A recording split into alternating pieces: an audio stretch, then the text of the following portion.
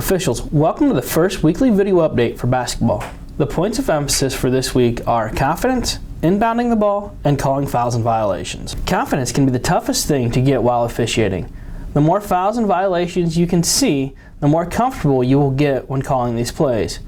Quickly allow your mind to digest what your eyes just saw and decide if you have a foul or a violation.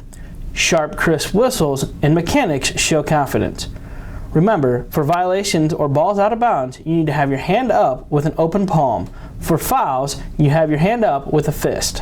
When inbounding the ball, make sure you are boxing the play in with the lead and trail on ball side.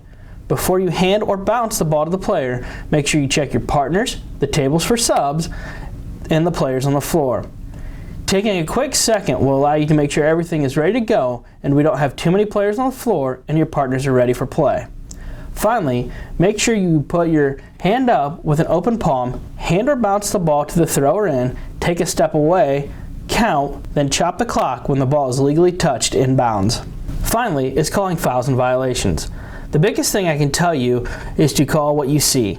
On average, you should have at least 5 to 7 fouls per half per team. You may think these aren't there, but film will show they are.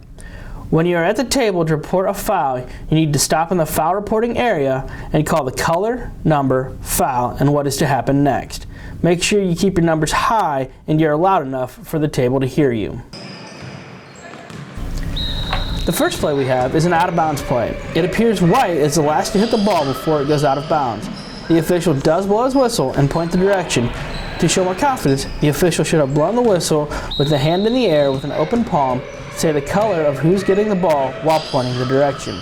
To finish off this play, he could have put his hand up, count, and then chop the clock. He does a good job counting the backcourt count as the ball goes up the floor.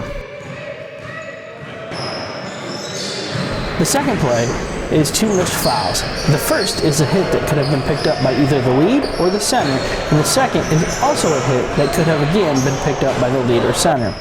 The reaction by the White player is understandable as he was fouled. We need to make sure we get these fouls. The more and more plays we see, the better and better you will get at calling plays like this. The final play is a blocking foul, which is incorrectly called a charge by the center, which you don't see off camera. We then shoot 2 free throws on this play, which you don't see.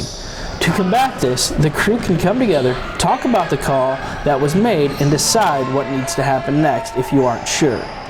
The play should have been called by the lead as it is in his primary. The defender does establish legal guarding position, however, he slides to his right as the player goes up for a try for goal.